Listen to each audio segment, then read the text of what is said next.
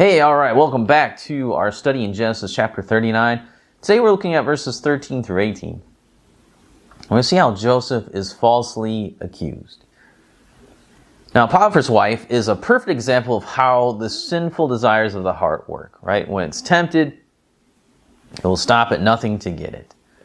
But if it can't get it, then it will turn and really seek to destroy the very thing the heart desired. Oftentimes, that's how the sinful heart works. If it can't have what it wants, then it will seek to destroy the thing it wants. So seeing Joseph fleeing from her and his garment in her hand, her mind turns from desire to hatred. And she immediately calls the other servants into the room and falsely accuses him. And she says that he was trying to take advantage of her. We need to listen to Jeremiah here. He says, "The heart is deceitful above all things and desperately sick. Who can understand it?" When you look at Potiphar's wife's heart, that's it. You know, Potiphar's wife is an example of why the Disney philosophy of just follow your heart is so dangerous. I mean, that's what she's doing. She's following her heart. Her heart's desire is Joseph. Whatever, just follow your heart. It'll lead you in the right way. Well, she follows her heart, and it leads her really to just evil and sin and destruction. That's where her heart is leading her to. So, better to follow the Bible than it is to follow Disney. Sorry, Disney. It's just how it is. If you follow your heart is deceitfully wicked. What kind of horrible advice is that? Don't just follow your heart. Your heart wants to destroy you. Don't do it. Follow the Bible. Follow something that's going to be a little more substantive than your own heart. Your heart is deceitful. It's going to trick you, your own heart. So you should just follow your deceitful heart, because it just allow it to trick you into destroying your life. That's good, because a lot of people follow that advice over the years, and it's made a mess of their lives. So don't do that. All right. So that's what Potiphar's wife does, and now it only causes problems.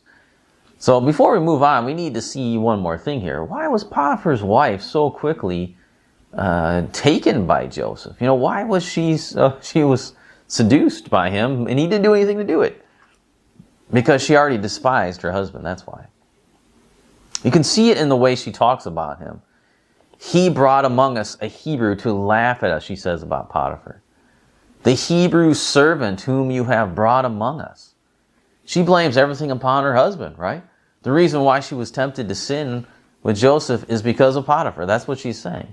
It's not her fault. It's not Joseph's fault. It's Potiphar's fault, of course. She sounds like Adam. "It was the woman you gave to me, God. That's why I fell."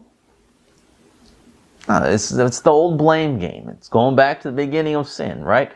It's not my fault. It wasn't Joseph's fault. It's actually your fault, Potiphar, because you brought Joseph here. It's all your fault. That's why I was tempted to sin. This is a warning to married couples. Guard your relationship. Don't allow bitterness to grow between you, or you might regret it, because she obviously does not have the same affections toward Potiphar that she does towards Joseph, which is crazy. She doesn't, she is speaking negatively, badly about her husband in front of other people, accusing him of doing something that was wrong, which that's a whole separate topic, whether he should have a slave and all that kind of stuff. But, did Potiphar bring in Joseph just to tempt her, just to make her look bad, just to make everyone look bad? No, he didn't do that. And so she puts that upon Potiphar, saying, "Well, it's your fault that I've sinned. It's your fault that I almost committed adultery." And people still do that today. It's nothing new. That's what happens. "Well, it's your fault because you didn't do X, Y, and Z. That's why I had to do this sinful action." God doesn't play that game. He doesn't, "Oh, okay, well, yeah, you're right. It's the other person's fault." No, we're all held accountable for our own sin, our sin alone. Potiphar's not going to get blamed because God's not going to blame Potiphar for what Potiphar's wife was doing. right? She has to pay for her own sin. Potiphar has to pay for his own sin. Don't listen to the games that are out there in Christendom today, in what the world is saying today, that, you have to pay for someone else's sin. No, you don't. The Bible is very clear. You pay for your own sins. Now, the consequences of your own sin may last 3 to 4 generations, like God says to the Israelites. But they didn't have to pay for it. They're not guilty of that sin. There might be repercussions that last a long time, because you might destroy your life, the life of your children, your grandchildren, your great-grandchildren. That might be the case, depending on what kind of sin you pull. But we're not guilty for other people's sins. So she's wrong in blaming Potiphar for this. She needs to own up to her own sin. And, and she should have,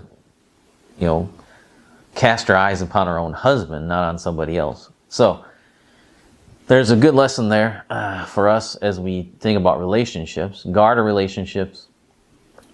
Cast our eyes upon our own spouse or our own family.